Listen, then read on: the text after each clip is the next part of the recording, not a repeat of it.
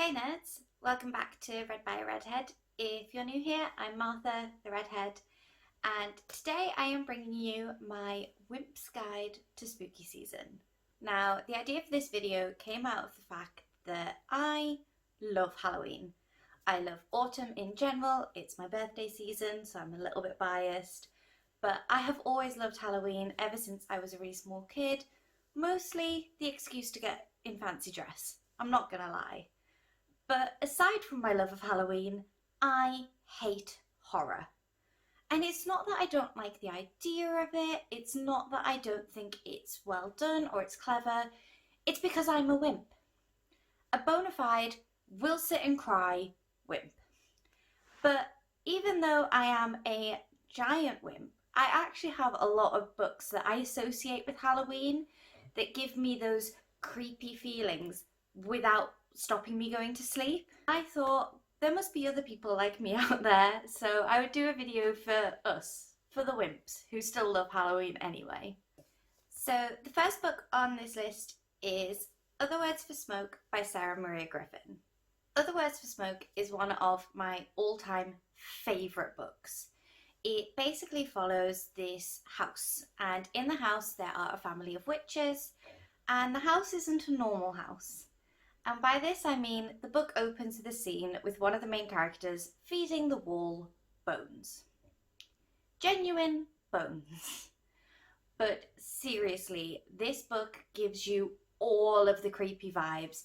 You've got tarot, you've got witches, you've got the wall that eats bones. His name is Sweet James. But yeah, this is actually the kind of first book I thought of when I thought of doing this video, because I am a huge wimp and yet I adore this book, and I think it's the writing. You connect so much with the characters that the creepiness kind of brushes over your shoulders and you embrace it and go along with it. So yeah, it is definitely my top recommend. Following on with books that are kind of known to be a bit spooky but from my opinion are okay for wimps is Ninth House by Leigh Bardugo. And yes, this is the proof edition. Honestly, my hardback is in the other room and I couldn't be bothered to go get it. Now, you probably already know what Ninth House is about. It's basically set in Yale and every different secret society has a different link to magic and to the dead. And we follow Galaxy/Alex Stern, who can see the dead. Now, that's a lot of dead, which would make you think this book is hella scary. It's not. It gives you creepy and it gives you mindfuck, and it does have trigger warnings for sexual assault, but seriously, I just love this book. I'm actually rereading it via audiobook at the moment because I needed those spooky vibes this year. Sticking with ghosts, my next one is a little bit left field, but that is My Plain Jane by, well, they're called the Lady Janies, but it is Cynthia Hand, Brodi, Ashton and Jodi Meadows, who are the three authors. They have written a series of books following many different Janes, and this one is a Jane Eyre retelling. You may be thinking, how is a Jane Eyre retelling part of my spooky list? But it's because in this Jane Eyre retelling, Jane can see ghosts, and there is a whole secret offshoot of government who's in charge of the ghosts, and it is hilarious. In no way, shape or form is this book classed as a horror. It is just a fun ride, and especially for someone like me who absolutely adores Jane Eyre and it was a proper childhood favourite, seeing Jane in a completely new light with ghosts and meeting Charlotte Bronte was just absolutely fantastic. Speaking of retellings, we come to the next one on my list, which is quite a recent release, which is The Deathless Girls by Kiran Millwood Hargrave. Now, The Deathless Girls is actually a Dracula retelling, but it isn't about Dracula. It's about Dracula's wives. It is also gay, and it is just a really good read. I got to borrow my friend's proof of this before it came out and devoured it in 2 nights. It's absolutely fantastic, and I think it's one where even if you haven't read Dracula, you'll still really love and get a lot out of it. But it has vampires, which ties it into spooky season enough for me to class it as a spooky read. The next one on my list actually kind of reminds me of one of my favourite Halloween films, which is The Nightmare Before Christmas. Now, the reason I say that is because there is this big argument about whether The Nightmare Before Christmas is a Halloween film or a Christmas film. I'm one of those people who says it's both and watches it all year round anyway. And the reason this book kind of falls into that is because the next book on my list is The Afterlife of Holly Chase by Cynthia Hand. The Afterlife of Holly Chase is definitely more of a Christmas read, and actually I first read it last year at Christmas, but I do class it on here because it is about the dead. And basically it follows Holly Chase, who is a Scrooge. She was not a good person in her life, and when she died she got brought into this kind of mission, and basically old Scrooges become the ghosts, and they are the ghosts that haunt the new Scrooges. It is genius. It is absolutely fantastic. Technically it's another retelling, so there's 3 retellings on this list already, but I absolutely love it, and I kind of think, like Nightmare Before Christmas, we can class it as a spooky read too.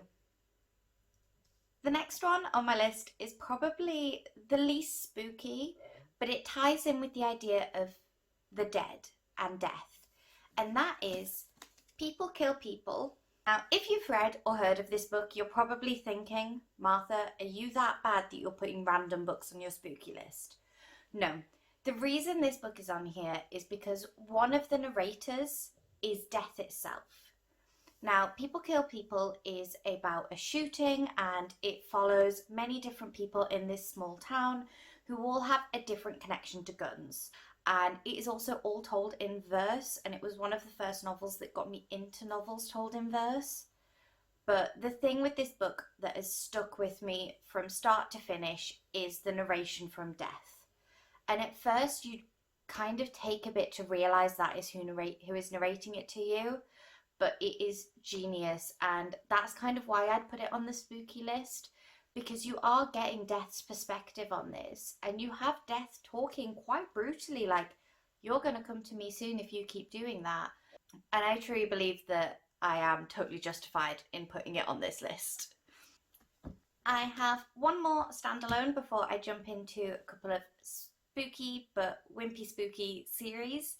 And this standalone is not so much Halloweeny, but it is very much that autumn feel that we all want at this time of year. And that is Pumpkinheads by Rainbow Rowell and Faith Erin Hicks. This, as you might know or you might be able to tell, is actually a graphic novel, and it's a super quick read, but it is all set in this like pumpkin patch, like Halloween place. It is amazing. I absolutely love Pumpkinheads because I often feel that us in the UK, we're left out of Halloween season. Like, America goes hard. They go hard on fall, as they call autumn. They have Thanksgiving, Halloween is huge. And here in the UK, there's just like a small group of us who bloody love spooky season, and that was a terrible pun. But yes, we bloody love spooky season. And this gave me all those fall vibes that I want from America, but in the comfort of my own home in a couple of hours of reading this graphic novel. From there, my last 3 books on this list are actually 3 different series. And the first I don't have a physical book for because I read it by ebook a few years ago, but that is Miss Peregrine's Home for Peculiar Children by Ransom. Yes, this is very much a classic, but it is perfect. I was actually scared of reading these books for a few years because the images freaked me out and I didn't think I'd be able to cope with the actual reading the book. And I was wrong.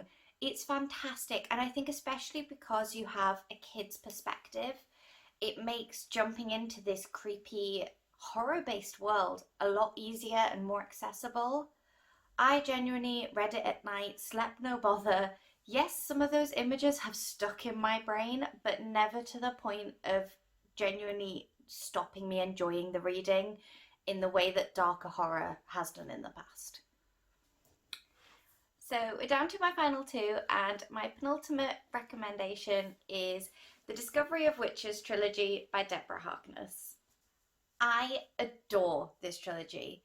Now, I'm actually one of those people where the TV show came out and I was desperate to watch it, but one of my best friends absolutely loves these books and said I had to read them first. And she was right, because it goes so much more in depth, as these things tend to. But I'm going to cast it on this list because we have witches, we have vampires. Like, what more do we want from spooky season? Yes, these books aren't dark, but they have an amazing romance that is so slow burn, I was screaming by the end of book one. But they also have really, really clever interspecies politics. We get time travel, which is about to be explored in the second series of the TV show, and I cannot wait. But yeah, these for me are A, an adult fantasy that's really accessible for YA readers, and B, they cover spooky themes without creeping you out. Now, my very last recommendation of spooky reads for wimps, I think this is now the third time I've mentioned it on this channel, which wouldn't seem like a lot except for the fact that I've had this channel not even 3 months. But that is the Devouring duology by Christine Lynn Herman. Now, I know I've spoken about these books a few times, but they are exactly what I am on about with this video. So, the Devouring duology follows Violet, who is moved very dramatically to Four Paths, where her mum came from, and when she gets there, she discovers there is this horrible thing called the Grey that is eating people. Yes, I said eating people. It is creepy, and it definitely gives me those like dark late autumn nights, but it doesn't stop me sleeping, and I think that is very much down to the characters. Actually very, very similar to Other Words for Smoke, in the sense of the actual premise of the book terrifies me, but the way it is written and the way that the characters are explored and their connections just pulls you along, pulls you past the spooky stuff, and you just kind of roll with it. It's just par for the course. So that's it. This is my chunky guide to spooky season for wimps. And I'm quite happy to call myself a wimp. I'm also quite happy to say that that whole pile fell over and I can't be bothered picking it back up. Okay, the pile's gone. We're going to ignore that. But yeah, I really, really loved putting this list together because, as I say, I love Halloween. It is one of my all-time favourite times of the year. And just because you're a wimp doesn't mean you can't take part. Doesn't mean you can't find a spooky book that suits you. And this isn't even covering middle grade. But that's it from me. Thank you so much if you've made it all the way to the end. Please let me know down below if you've read any of the books on this list and you agree with me that they're not too scary. Also, please let me know if you're like me and you're an absolute wimp who loves Halloween, because everyone I know who loves Halloween is an absolute horror buff or is quite happy watching or reading those creepy things, and I just can't do it. Also, let me know if I missed any. I would love to hear your spooky recommendations. As long as you're not trying to terrify me, I'm in. But yes, thank you so much for watching. Please like, subscribe, as I say, talk to me about wimpy spooky books down below, and I will see you soon for some more bookish content.